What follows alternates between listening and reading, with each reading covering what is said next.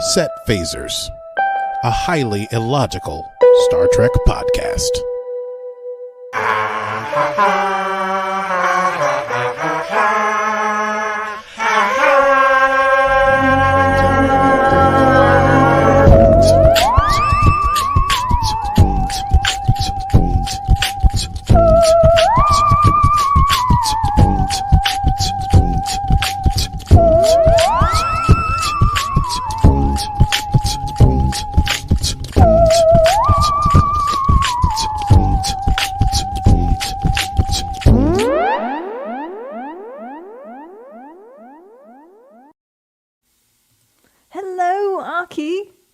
Hello, Steph. Hello, we are back and welcome to Set Phasers, a highly illogical Star Trek podcast.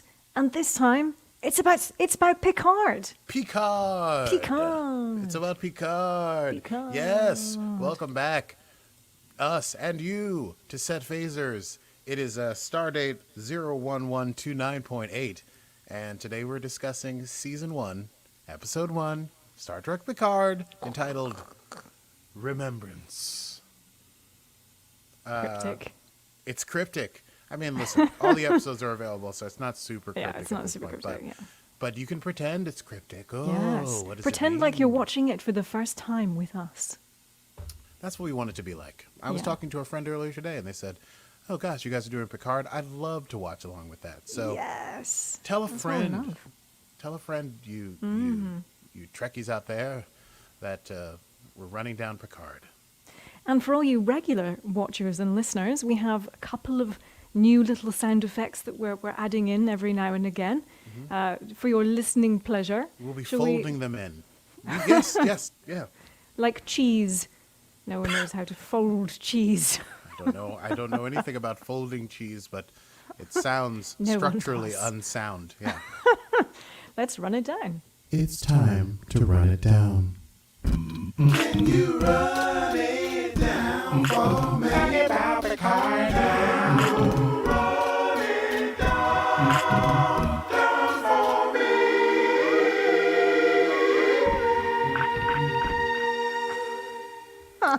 I feel like my own personal delusions of grandeur come through in that rendition of the Run It Down. It's like Star Trek meets Bohemian Rhapsody. Oh, yes. So good.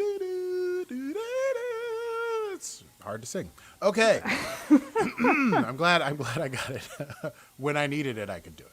So let's talk about Remembrance, shall we? Let's do it. So it's been years since Picard was on the screen, big or small. So this was like a reboot, and we didn't know exactly where we would begin. But we begin in a dream. Picard is playing poker. Oh, can you hear the fire hydrant? Should we wait? It's either coming or going. Thanks, Eric. Yes, Eric, thank you. We love you. We love that you are loving it, because I'm constantly wondering who's listening to us talk about this stuff. Because at this point, it's not even our dads. No, they're tapped out. They're like, okay, got it, great. You guys have fun. But it's good that someone's okay. I think We support you. So, Anyway. Remembrance begins in a dream. Picard is playing poker with Data, whom, as we will recall from the final TNG movie, died, sacrificed himself in order to save the entire crew of the Enterprise. And they're playing poker, and something nearby me may be on fire. Here it comes. Such is life in New York City. Yeah. Listen, you watch live, you get to see warts and all. Yeah. That's going to go right by the house. When you're listening back, this is all carefully edited out by yours truly. Yes. Steph, make sure you don't have to hear the 2-minute pauses while a fire... And the crap banter. Yeah. What? Oh, I just meant, It's all great. It stopped, but it stopped right by me, which is alarming. Which means it's just going to go right back on again. All right. Well, last I checked, the building wasn't on fire, so I think we're cool. And I checked right before, as I always do, to make sure nothing's on fire. That's responsible. Okay, so they're playing poker, Picard and Data, and they're like doing bets, and there's a little friendly banter, And Data says, please, why are you stalling, Captain? And he says, I never want the game to end, which already for those of us who know. And then they look out the window and see that they're in Mars, or in Mars orbit. And then Mars explodes. And then Picard looks back and Data's gone. And then the explosion crashes through the Enterprise itself. And then he wakes up. It was all a dream. Yeah, that's...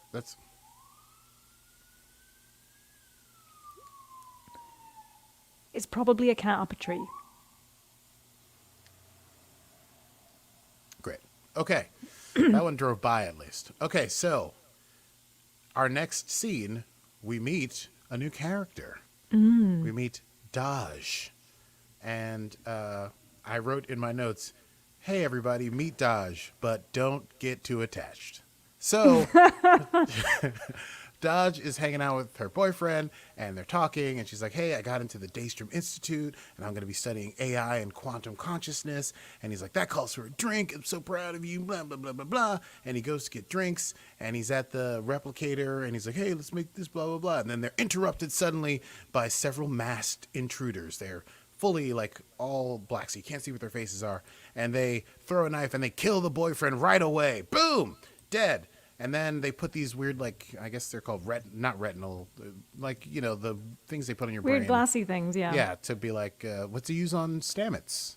When Yes. Osira, essentially. Yeah. And they start to, like, interrogate her, like, where's the... She's like, I don't know. And they're like, oh, she hasn't been activated yet. And they're like, fine, take her. We can interrogate her later. And they throw a bag over her head. But when they throw the bag over her head, she, guess what? Activates. And then there's just a pretty awesome sequence where she beats the crap out of them and then shoots them with their own guns, all with the bag still on her head. Yeah. Yeah. Badass. It's pretty badass. And then she pulls the bag off and she's freaked out because she doesn't know what happened or why she was able to beat all these people up. And she's kneeling over her dead boyfriend. And then as she's kneeling there in a traumatic experience, she flashes and she sees an image of none other than Jean-Luc Picard. And that's where we go to the first credits. Okay. So we get to see Picard after the credits going about his normal day. He's in the vineyard. He's speaking French to his dog, lovingly named Number One. He goes in for breakfast. He has 2 housekeepers. They're both Romulan. That will become important later. One with an Irish accent, which I thought was rather amusing. Yeah, sure. Romulan brogue. Yes. I didn't notice that the second time, but now that you're mentioning it, I'm like, that is weird. It is weird. Yeah, you know, Romulans, they have Irish accents, I guess. Yeah. She came over when she was young. She came, yeah, that's right. She stayed in She Ireland. emigrated. Yeah. He orders his Earl Grey, but instead of hot, the modifier is decaf, and he's feeling melancholy. Because of the dream, and he explains it to his two housekeepers, and they mention that he has an interview with the Federation News Network, and he's got to get dressed. And so he's having this interview, and he's about to get ready for it, but he's still feeling a little freaked out. And he said to make sure that they don't mention the thing, and they say, we've been over the contract a bunch of times. And he gets a quick pep talk from Laris, I think, is the housekeeper that talks to him, and he says, we think that maybe you've forgotten who you are. And he goes, well, and she goes, well, we haven't. Who you are and what you've done. So he goes to talk in this interview, and they ask him, this is where we get a big data dump of what's happened in the years since Picard, we last saw him. Data dump. We get, oh, hello. Sorry. Man, no, that was great. I'm reeling from how great that was. There was a supernova explosion that destroyed the planet of Romulus in 2387, and they knew the star was going supernova, and so Picard wanted to lead a group of, like, an armada from the Federation to save these people, get them off the planet before the star destroyed their planet, and he felt that the Federation had abandoned its duty by not doing so. Why did it not do so? Well, a number of reasons. A, there was not enough political will to save the Romulans, but also the Federation armada, which was being built in the Utopia Planitia fleet yards on Mars, was attacked by rogue synthetics, which I think is a new sort of derogatory epithet for androids in this time. And they killed 93,000 people and some. And they ignited the stratosphere of Mars, which is still burning 14 years later. And so the Federation did not have the will to save the Romulans. And so Picard went, and it caused a ban of synthetics.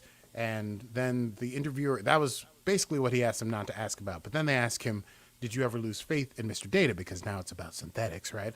And he says, never. And she says, what did you lose faith in? Why did he resign from Starfleet? And dun, dun, dun, Picard. Oh, yeah, go for it. Then Admiral Jean-Luc Picard resigned from Starfleet. Why? His pithy answer is because it was no longer Starfleet.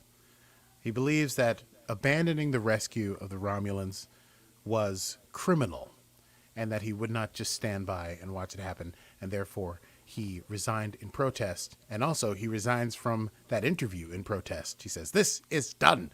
And he abruptly leaves. Afterwards, he's on the terrace. He's quoting Shakespeare. And Daj shows up. There's a little interstitial section where Daj, after we assume she's sort of wandering the streets, she sees this interview of Picard. And she says, oh, that was the face of the person that flashed before my eyes, because she didn't know who it was. And so she arrives at the I guess Picard vineyard, and she tells him all about Picard, the attack. or is it Chateau Picard? Chateau Picard. Chateau Picard. Well, of course. And she tells him all about the attack and how she didn't know what was happening, and then suddenly she was fighting people, and she uses this quote, it was like lightning seeking the ground, the moment of awakening, of activation. And she doesn't know how she knows him, but she knows that she feels safe with him. And so Picard is like, okay, well, I'm Picard, so whatever. I will offer you shelter. We'll figure out, we'll get to the bottom of this.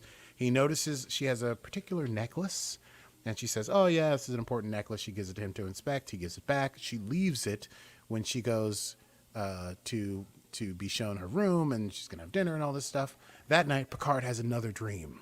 In this dream, Data is in the vineyard, and he's painting, and Picard shows up, and he goes, oh, hey, Data, what are you painting? He goes, oh, I'm painting this thing, but it's not finished, and it's an image of a woman looking off at the sea. But he goes, and Data says, hey, do you want to finish it? And Picard says, I don't know how to finish it. And Data says, oh, you do know how to finish it, and other mysterious, mystical things that people say in your dreams. So he wakes up. He is notified that Daj, mysteriously, is gone. And he leaves standing orders to say, okay, if she comes back, you let me know immediately, but I've got to go research something because I figured something out. He heads to the Starfleet Archive Museum. He goes to his, basically his storage locker. Essentially, he finds a painting that Data made when they were serving together. It's the same painting that he saw in the dream. And the face of the woman is none other than...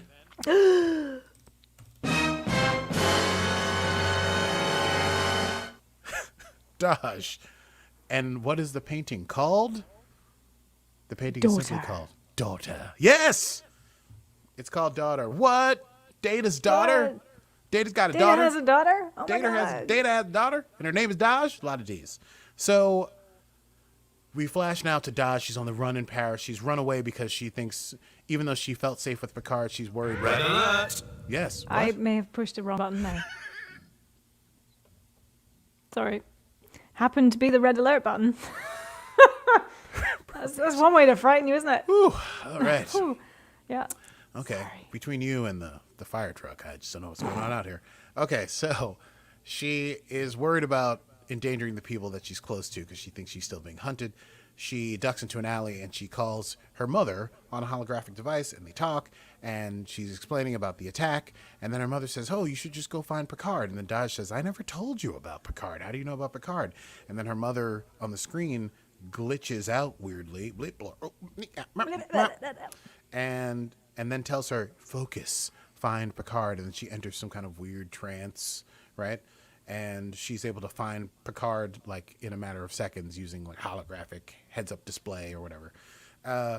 So as we flash to Picard walking out of a building, I'm not sure exactly what's going on with the time sense there, but it happens.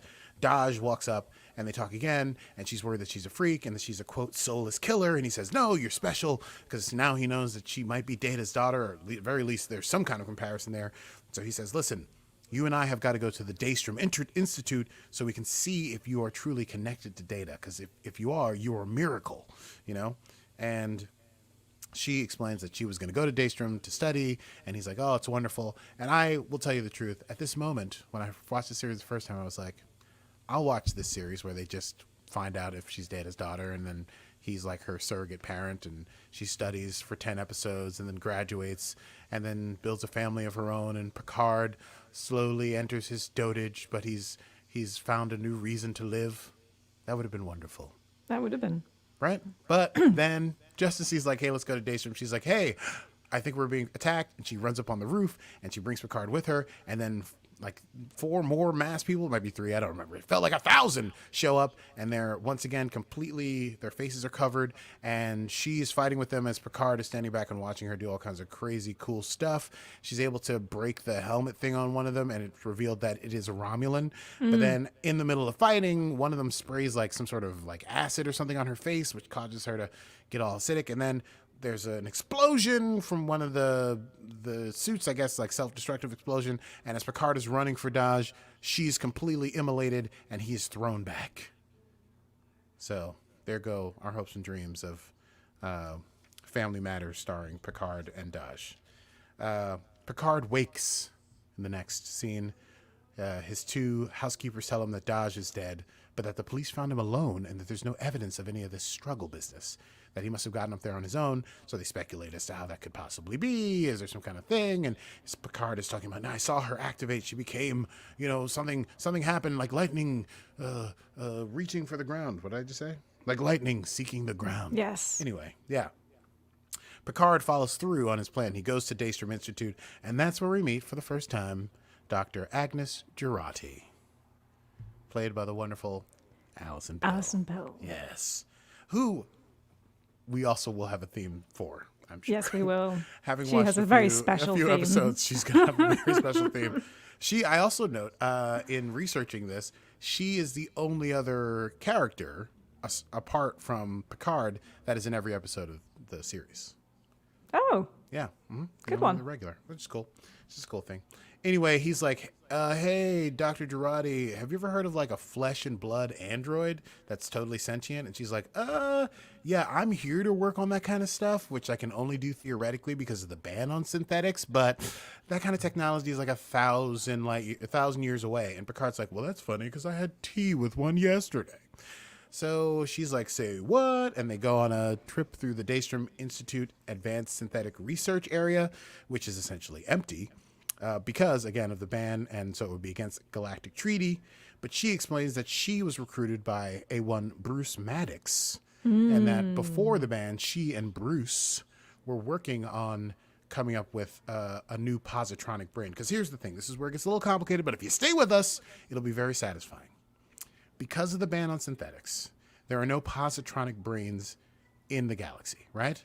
So, in order for what Picard says he has witnessed, Daj, a flesh and blood android with a positronic brain, the only way that could have been created is with some portion of Data's positronic neural network, right? Right. So, he says that. He shows her the necklace. She says, oh, this is so weird. This necklace has a symbol for Maddox's procedure, which he called fractal neuronic cloning, because he had this theory that if you could have just one neuron of Data's neural net, you could use it to recreate his entire physiology and his memories, basically a whole mind, but also you could use that to create new clones thereof, right? And Data's like, oh, Picard's like, that's kind of funky. And then Jurati's like, yeah, well, so you met one, and so there's going to be another because they're cloned in pairs. And Picard goes, so there's another one. And then we get our final scene. A Romulan ship flies through space. It docks with the Romulan reclamation site at the, quote, artifact. A Romulan is walking on some sort of catwalk kind of thing, Romulans. And he walks up to a Dr. Asha. It's a rather handsome Romulan. Oh, he's dashing in all the bad ways. In all his British badness. His name It's like is a Narek. British nerdy biker. Oh yes, yes. He's a bad boy, but like a well-read, brooding, sad, tortured, big-hearted bad boy. And so he comes up and he says, "Oh, hey, Dr. Asha." And Dr. Asha turns around and she looks like. Well, that was my dun dun dun thing. Oh, I see. Sorry. Yeah, sorry. Do it again.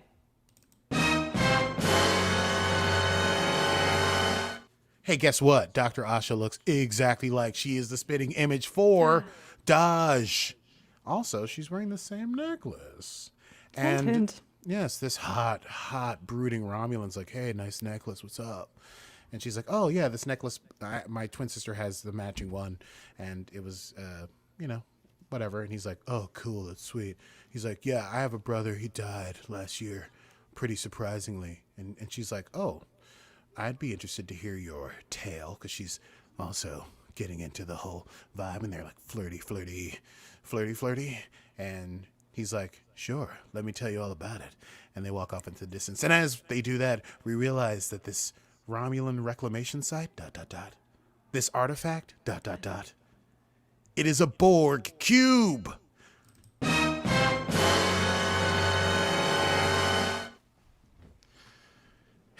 And that is the end of season 1, episode 1 of Picard, an episode entitled Remembrance. Yeah. Well, I mean, first episode, there's a lot of setup. We've got to get the backstory. Yeah. Yes. You know. We're finding out that this is going to be pertaining to the legacy of Data, but also there's on the one hand, there's like Data and Picard's memories of him, and obviously that he loves him and lost him and still thinks about him, dreams about him literally. And then also the Federation has completely excised and outlawed the idea of androids. So, I mean, we couldn't start at more polar opposition for our protagonist and the world surrounding him. So it's a pretty beautiful setup, I have to say. Also, there's some mysterious things. We know about the Romulan, the supernova destroying the planet, but we don't quite know what happened with the, like, saving the Romulans that they could, since the Federation didn't do it and all this stuff. So there's some cool stuff. There's like the history of the Romulans, there's Data, and now we have this Daj and Dr. Asha, who are both somehow, by the theories posited in this first episode, they must be created from Data's positronic mind. But we have some questions outstanding. One, who is attacking? Who killed and attacked Daj? And are they going to go for Asha? 2, who the heck is Bruce Maddox, and what does he want with everything? And 3, Daj's mom situation. Who is Daj talking to? Her memories are fabrication. So someone is at the helm. Someone is directing Daj before she dies towards Picard. Before she dies. Yeah, I said Daj. Sure, I'm Sean clever. Connery I'm again. super. Tonight. Yes, I'm very clever. Yes. Sean. Money Betty.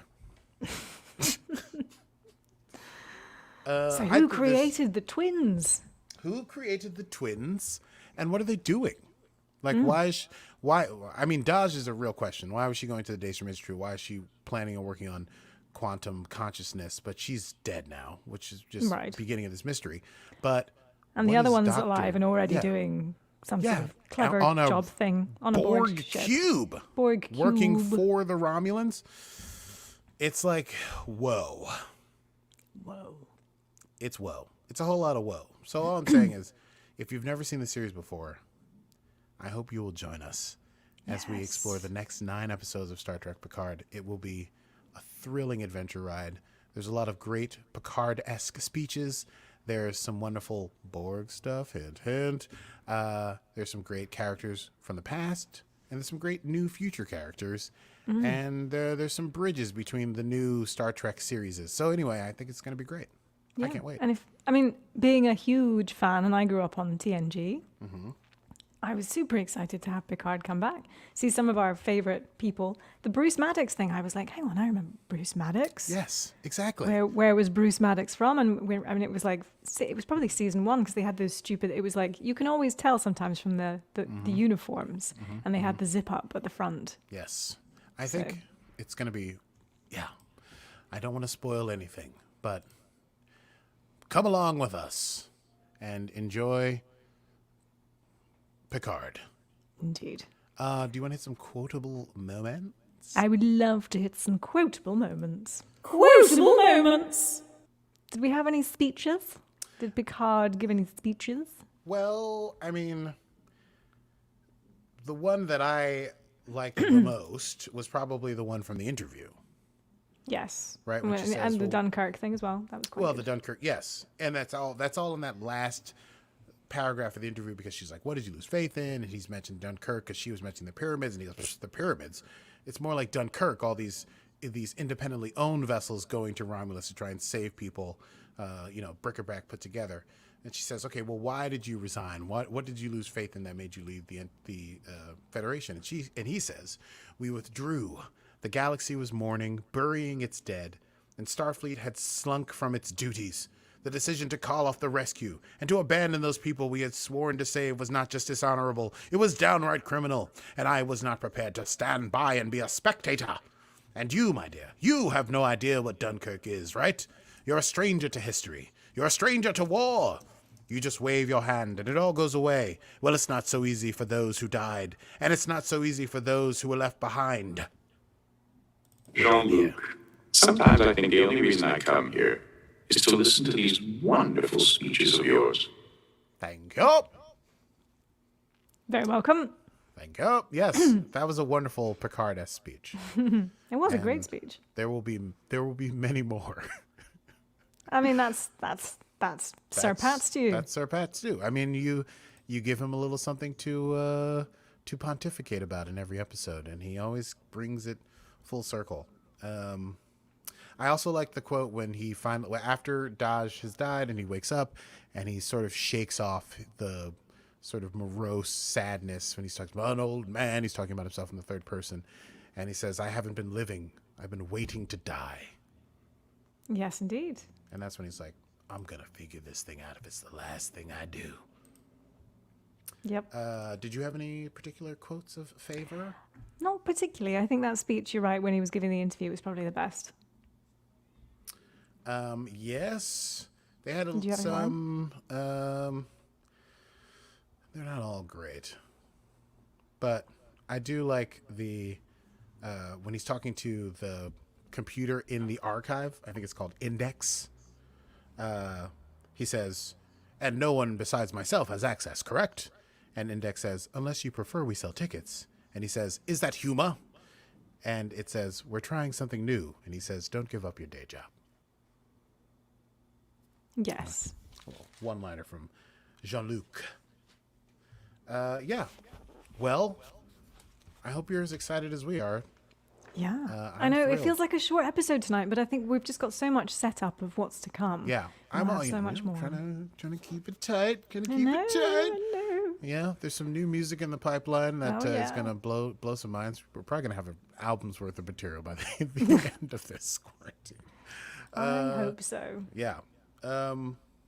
Well, next time, shall we? That's next time. Next time on Set Phasers. Well, okay, so next time on Set Phasers, we will be talking about episode 2 of Star Trek Picard, entitled Maps and Legends. Oh, one thing I forgot to mention that I so love about the series, all the titles are so great and weird and multifaceted and have double meanings. So Maps and Legends is episode 2. Maps And legends. and Legends. On our next episode of Set Phasers. Thank you so much for joining us. I'm trying to get the copy, so I'm going to start over because my mouse just died. So now I will use keystrokes. All right. Thank you so much for joining us. If you enjoyed the program, you can catch us every Friday at 8 p.m. Eastern Standard Time on Facebook Live, or as a podcast that comes out every Monday, wherever podcasts come from. And please subscribe. Please subscribe. Please give us a rating. We're doing so well in the charts. Apparently, we're number 5 in Ireland. What? Not like overall, in like after Trek shows. In which is quite Romulus. Cool. Yes, in We're number Romulus. 5 in Romulus. It might have been our Irish Romulan friend who is listening to our show. We're not I hope sure. so. But we are on Instagram and Facebook at Set Phasers Podcast. Feel free to follow along and join in the conversation of all things Trek. Yes, and if you like what you're hearing or seeing, please, if you want to support our continuing mission to discover what, well, Star Trek Picard has in store for us, we'd only be delighted. You can patronize us, we could take it, by going to patreon.com/setphasers. And of course, with our patron program, you can, of Yes. course, join us and watch Star Trek with us. And we will be doing that next Sunday. We will be doing obviously, an Android episode. Of course. Obviously. So please do join up. There are various levels and they're very affordable. And you can nerd out with us and some other like Star Trek nerds too. So Yes. we look forward to seeing you there. Always. Until next time, I'm Steph Mans. And I'm Aki Burmese, and this has been Set Phasers, a highly illogical Star Trek podcast. Computer. End program. Live long and prosper.